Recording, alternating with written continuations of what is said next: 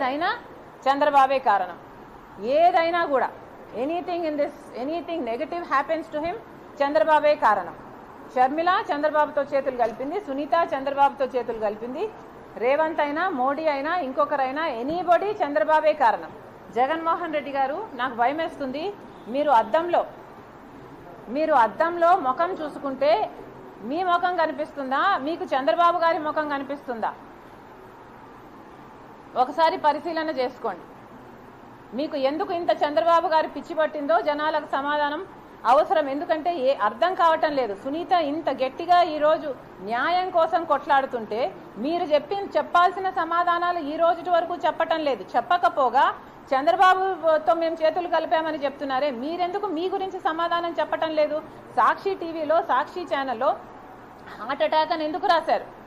ఇల్లంతా రక్తమైతే, గొడ్డలి వేట్లకు బలైతే, ఆయన తలలోని ఎంకలు బయటకు వస్తే, ఆయన మెదడు బయటకు వస్తే, మరి సాక్షి టీవీలో హార్ట్ అటాక్ అని ఎందుకు చెప్పారు?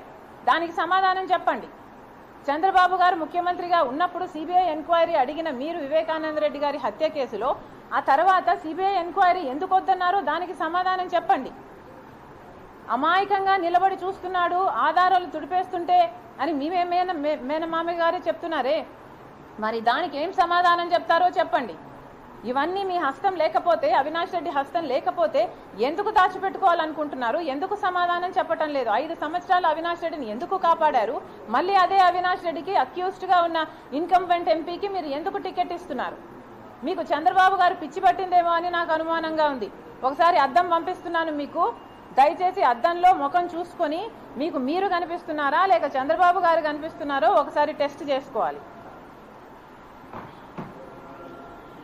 ఇది పక్కన పెడితే మళ్ళీ చెప్తున్నాము, రాజశేఖర రెడ్డి బిడ్డకు ఎవరి మాట వినాల్సిన అవసరం లేదు.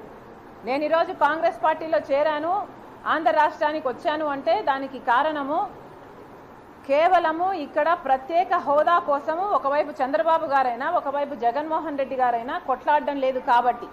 ఇద్దరు బీజేపీ పార్టీతో పొత్తులు పెట్టుకున్నారు, తొత్తులుగా మారారు. ఎవరికి ప్రజల బాగోగులు కావట్లేదు. ఇద్దరు ప్రజల ప్రయోజనాలను తాకట్టు పెట్టారు. కనీసం ప్రత్యేక హోదా కోసం గొంతెత్తే వాళ్ళు కూడా లేరు. కాబట్టే ఒకవైపు కాంగ్రెస్ పార్టీ ప్రత్యేక హోదా 10 సంవత్సరాలు ఇస్తామని రాహుల్ గాంధీ గారు మేనిఫెస్టోలో చేర్చారు. కాబట్టే రాజశేఖర రెడ్డి బిడ్డ కాంగ్రెస్ ప్లాట్ఫామ్ కరెక్ట్ అనుకొని ఒక గొంతుక కావడానికి, కొట్లాడడానికి మాత్రమే రాజశేఖర రెడ్డి బిడ్డ కాంగ్రెస్ పార్టీలో చేరింది. మళ్ళీ చెప్తున్నాము, దీంట్లో చంద్రబాబు గారి హస్తం లేదు, ఇంకొకరి హస్తం లేదు. రాజశేఖర రెడ్డి బిడ్డను కంట్రోల్ చేయడం ఎవరి తరము కాదు. Thank you very much.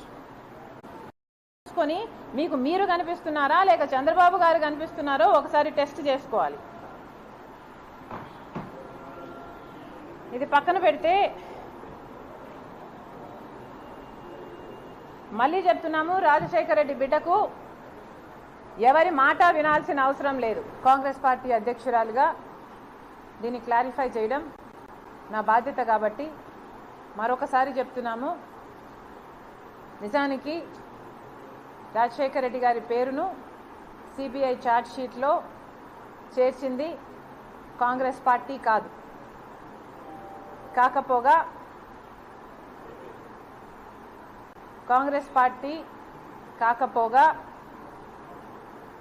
Rajasekhara Reddy గారి పేరును సిబిఐ ఛార్జ్ షీట్లో చేర్చింది స్వయంగా జగన్మోహన్ రెడ్డి